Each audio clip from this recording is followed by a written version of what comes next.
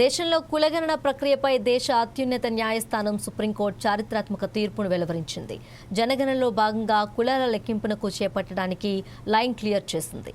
కులగణనను వ్యతిరేకిస్తూ దాఖలైన పిటిషన్లను విచారించిన సుప్రీంకోర్టు ధర్మాసనం వాటిని పూర్తిగా కొట్టివేస్తూ ప్రభుత్వ నిర్ణయానికి అనుకూలంగా గ్రీన్ సిగ్నల్ ఇచ్చింది.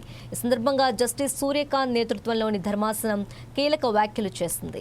కులగణన అనేది పూర్తిగా ప్రభుత్వ విధానపరమైన నిర్ణయమని, ఇటువంటి పరిపాలనాపరమైన వ్యవహారాల్లో న్యాయస్థానాల జోక్యం ఎంతమాత్రం ఉండబోదని స్పష్టం చేసింది.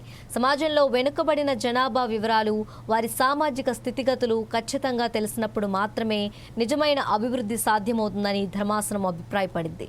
అర్హులైన ప్రతి ఒక్కరికి సంక్షేమ పథకాలు సక్రమంగా అందాలన్నా, వాటి సమర్థవంతమైన అమలుకైనా కులగణన అనేది ఎంతగానో ఉపయోగపడుతుందని, ఇది నేటి పరిస్థితుల్లో తప్పనిసరి అని న్యాయమూర్తి పేర్కొన్నారు. అలాగే సంక్షేమ పథకాల అమలుకు ఎంతమంది వెనుకబడిన కులాలు వారున్నారో తెలుసుకోవాలని వ్యాఖ్యానించింది.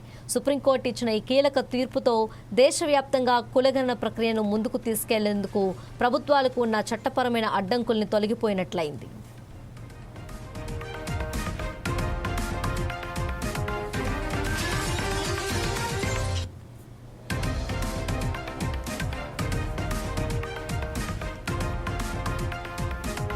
దేశంలో కులగణన ప్రక్రియపై దేశ అత్యున్నత న్యాయస్థానం సుప్రీంకోర్టు చారిత్రాత్మక తీర్పును వెలువరించింది. జనగణనలో భాగంగా కులాల లెక్కింపును చేపట్టడానికి లైన్ క్లియర్ చేసింది. కులగణనను వ్యతిరేకిస్తూ దాఖలైన పిటిషన్లు విచారించిన సుప్రీంకోర్టు ధర్మాసనం వాటిని పూర్తిగా కొట్టివేస్తూ ప్రభుత్వ నిర్ణయానికి అనుకూలంగా గ్రీన్ సిగ్నల్ ఇచ్చింది.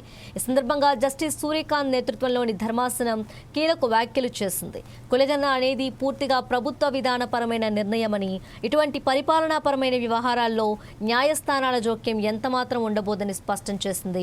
సమాజంలో వెనుకబడిన జనాభా వివరాలు, వారి సామాజిక స్థితిగతులు ఖచ్చితంగా తెలిసినప్పుడు మాత్రమే నిజమైన అభివృద్ధి సాధ్యమవుతుందని ధర్మాసనం అభిప్రాయపడింది.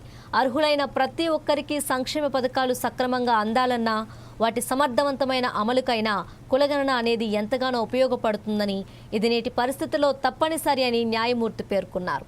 అలాగే సంక్షేమ పథకాల అమలుకు ఎంతమంది వెనుకబడిన కులాలు వారున్నారో తెలుసుకోవాలని వ్యాఖ్యానించింది. సుప్రీంకోర్టు ఇచ్చిన ఈ కీలక తీర్పుతో దేశవ్యాప్తంగా కులగణన ప్రక్రియను ముందుకు తీసుకెళ్లేందుకు ప్రభుత్వాలకు ఉన్న చట్టపరమైన అడ్డంకులన్నీ తొలగిపోయినట్లయింది.